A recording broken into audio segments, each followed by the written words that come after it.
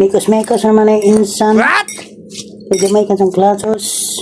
Karong adlaw guys, kay gimingaw man kog mangga, kay gakrib na ko kay diri sa syudad, lisod ko mangitag mangga.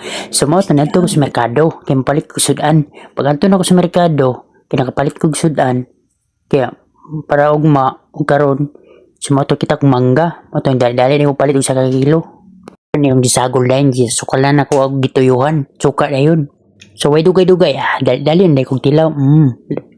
Feel gina ko kayo ng lasa nga wala ko tilaw mangga. Ang kilo dito sa mangga guys, kay tag 40 ra, so barato ra di para sa Mindanao ba.